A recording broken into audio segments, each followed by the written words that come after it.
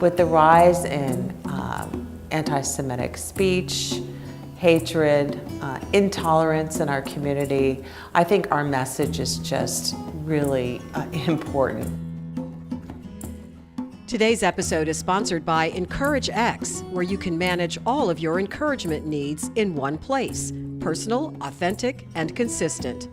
EncourageX.com, where relationships mean everything.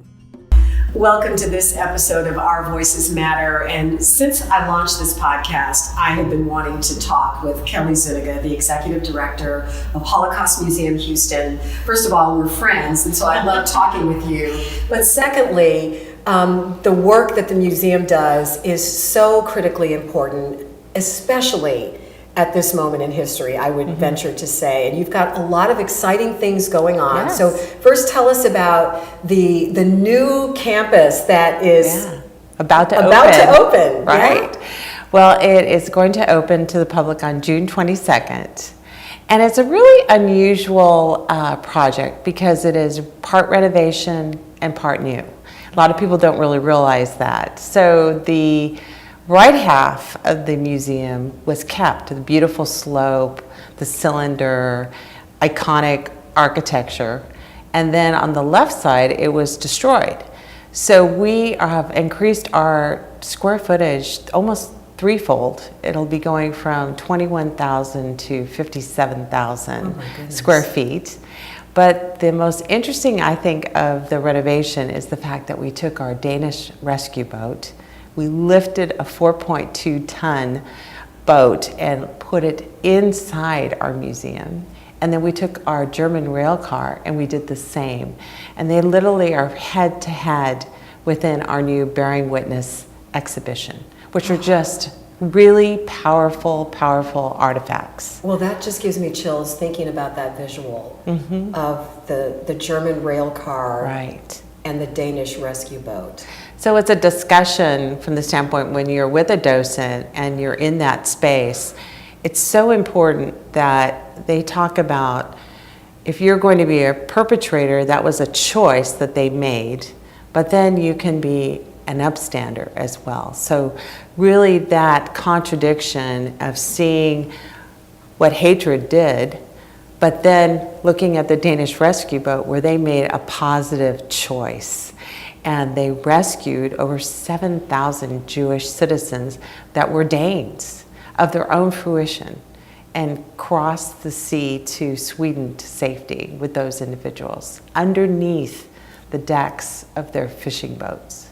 Wow. So we're the only Holocaust museum in the United States that has a Danish rescue boat. So it's pretty exciting. Very exciting. Why is the museum's work so important? Well, I think especially from a timing standpoint, I think it's important overall, of course, but with the rise in anti-Semitic speech, hatred, intolerance in our community, I think our message is just really important. And teaching youth, teaching students is so very important about the lessons of the Holocaust as it relates to today, and how can we utilize those lessons fighting hatred, apathy, prejudice to change behavior, to open up their eyes from that standpoint of the importance of acceptance and civility in our community. Interesting. So how long have you been with the museum now? It'll be 6 years when we open the new museum. Okay, so I'm wondering if you have witnessed any changes in the conversations that are happening as people go through the museum from 6 years ago to where we are now. What is the difference, if there is any? I think there is a heightened awareness about the increase of hatred within our community. And so they're very interested in learning more about the history and the impact that the Nazis had prior to the Holocaust beginning, the murdering of 6 million Jews and several other non-Jews. But that process of how did we get there, and the power of propaganda, the power of misinformation. People seem to be very, very interested in the steps that were involved so that they could actually achieve that Holocaust, what they had to do beforehand. Well, that gives me hope to hear that people are looking at what led up to the Holocaust, because it didn't just happen. No, it didn't. It happened over, like, the seeds were planted over a period of time. And it's one of the reasons I know that you and others who are doing the work that you're doing are so passionate about it, is that you have to know what the history is, and you have to be able to look back and relate then to whatever you're seeing now, where Today. there might be some similarities, and Right. there are some. Would you agree? Yeah, I really would. In fact, I think you hit it right on the head, is relevance. Making it relevant to the community that comes in and is exposed to the historical facts. But then we have a new challenging exhibition area which is centered on human rights. So it's the next chapter. After the horrific murdering that occurred in the Holocaust, then the society came together and in the late 40s established the human rights movement. So as a result, this gallery focuses on what did we learn from the Holocaust, and how did the human rights movement and the articles of the human rights movement impact our society today. And so we take a look at it from the standpoint of a history and factual history of the UN and its impact in society in general. But then something that I'm really excited about is we focus on exemplars. And we focus on common, everyday people that made a tremendous difference in our society by their activism and by speaking out about the importance of human rights for their particular ethnicity group or a work group or whatever it was. So I think that relevance, people are going to identify with themselves today in that gallery and learn a lot. And something I'm very proud about that gallery is that we decided that it was important to not be a passive visitor, but to take action. And so as a result, in the Human Rights Gallery, we have highlighted 6 nonprofit entities that are focused on human rights specifically. So the right to food, the right to shelter, the right to clean water, so on and so forth. So these charities and their information regarding how the work that they're doing in Houston, but more importantly, how do you get involved? How can you contact this person? That's the interactive part. That's the interactive part. So we hope that it's not a passive learning experience, that after you walk out of our museum, you'll be ready and armed with the information so that you too can participate and make a difference in society. You mentioned earlier about some of the work that the museum is doing with young people today. Can you elaborate on that a little bit and let our audience know how you're reaching out to young people and how they're responding? Well, I'm actually very proud because there are 8 other Holocaust museums throughout the United States. Of course, there's the USHMM, which is the pinnacle, but that is a federally funded institution. So the other 8 are all privately funded. And I'm very pleased to say that our education staff has been exemplary in reaching out and creating wonderful programs by which we target schools that might not necessarily have the ability to come to our museum. So for instance, we have a program called Educator in Motion, and we have a series of 3 educators that go out to schools. We focus on Title I institutions, and they go into the social study class and they teach the unit, there's 12 to choose from, teach that particular unit on the Holocaust or genocide history to those students, and then we give them a free opportunity to come to our museum to visit it in person. So that outreach, we taught 35,000 students doing that last year. So that we're really proud about, that exposure, but also it's connecting us with communities that we never would have had the opportunity to meet. Because why? They can't afford the field trip. They can't afford the opportunity to come and see us. So we're providing that opportunity as a result. What kinds of reactions are you getting from students who are visiting the museum for the first time, particularly from the communities that you just referenced? I think they're really excited to be there. In many cases, it's really touching because a lot of these children have never been in a museum before in their life. And so their eyes are so big and very much interested in what they're learning, and I think the opportunity for them to meet a survivor is they'll never forget it. So yes, I think it's very impactful for them. I think that they go home and talk to their parents about it. I think that they return in many cases, but it's really been wonderful to see in their faces like that aha moment. Like, I can relate to this because of my personal situation or my past history. Right.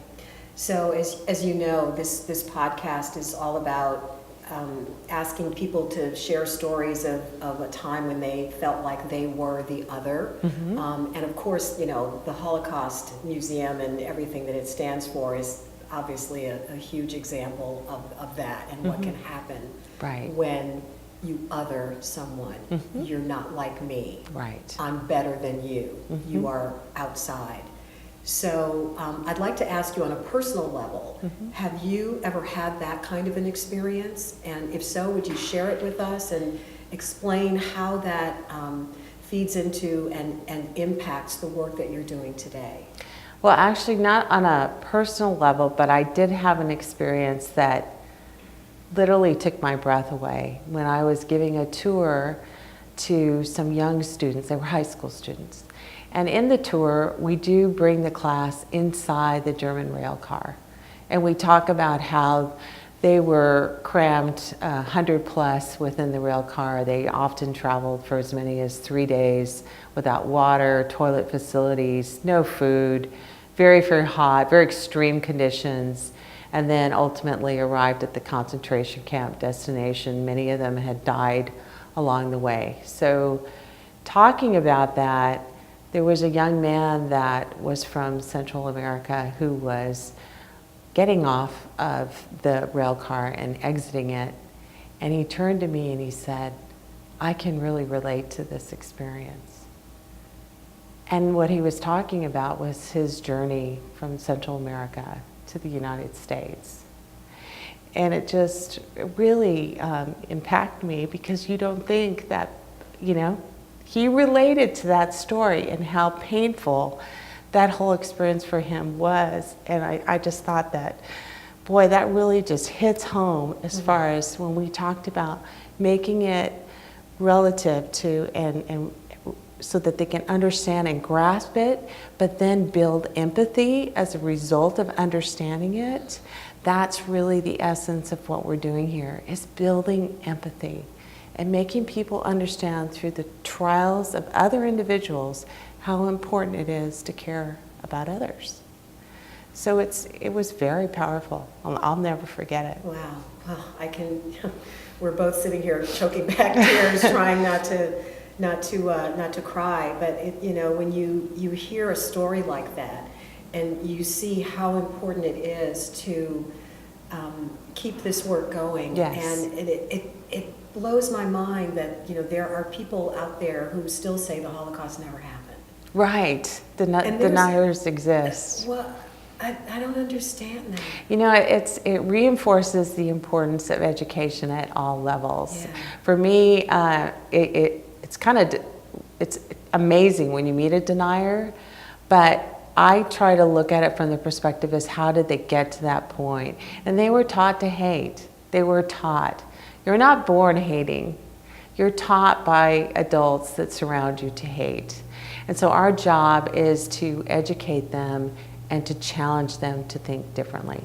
And I think it's very possible to turn a denier and to give them that information in a factual sense that they can't possibly refute it. It is possible to do that.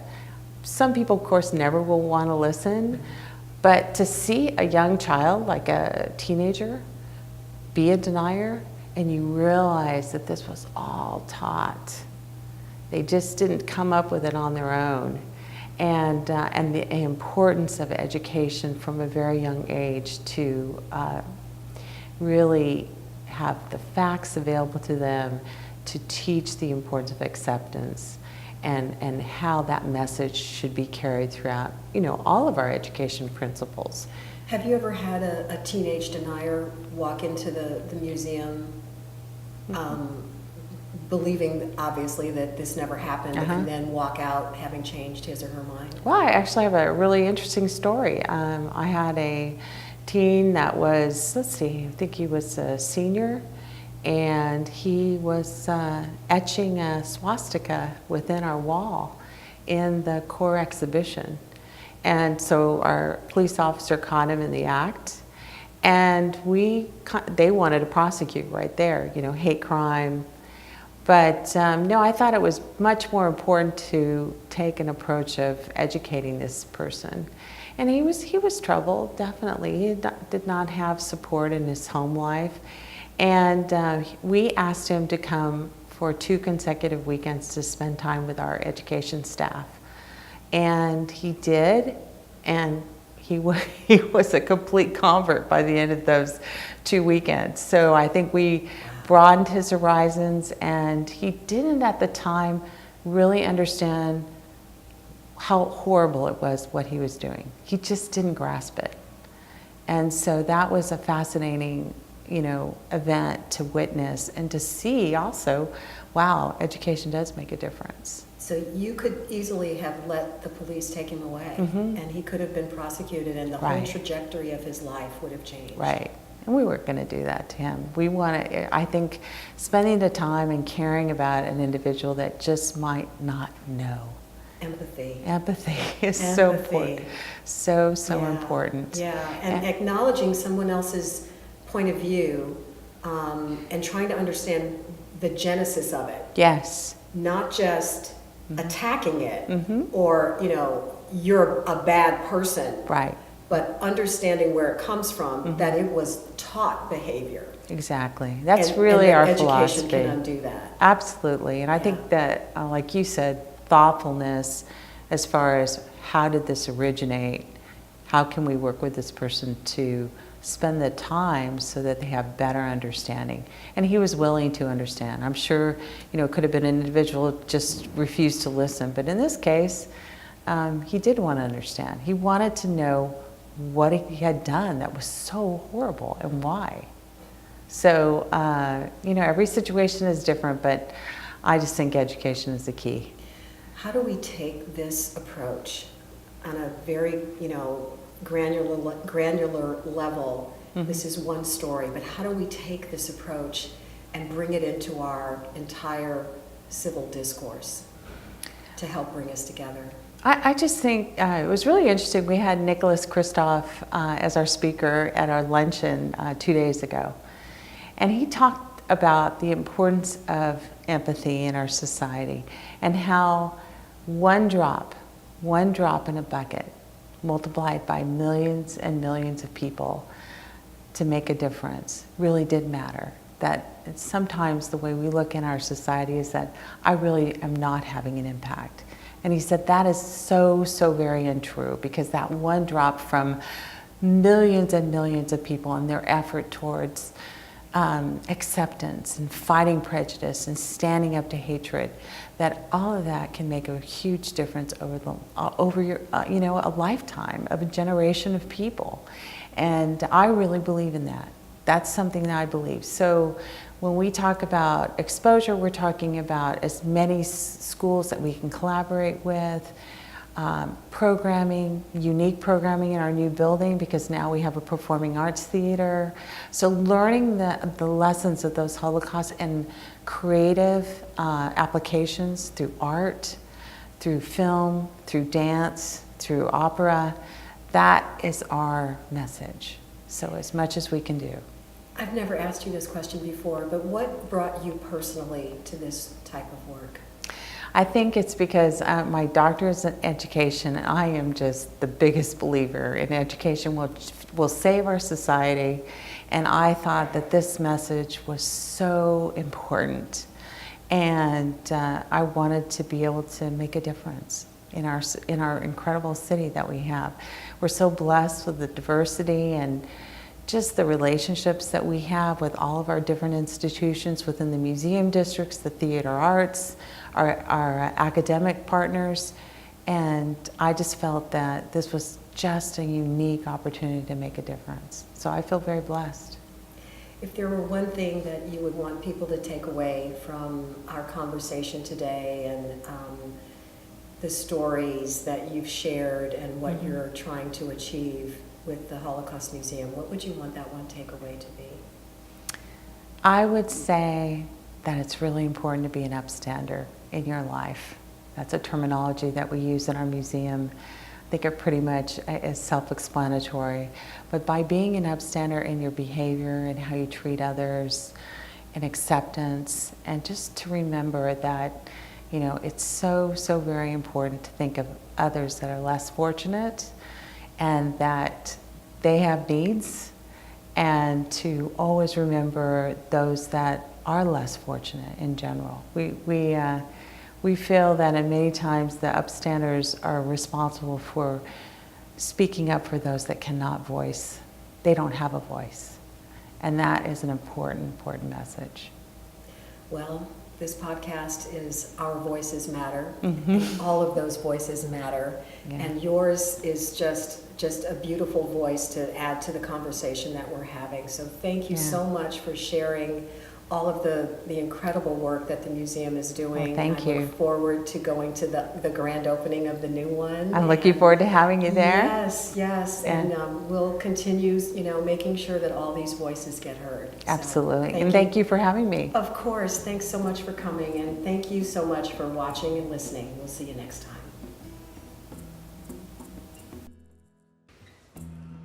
Thanks so much for giving our guest permission to speak and for having the courage to listen with an open mind. If the mission of Our Voices Matter resonates with you, please like, subscribe, download, and share, and then join the conversation, because it really is going to take all of us to make a difference.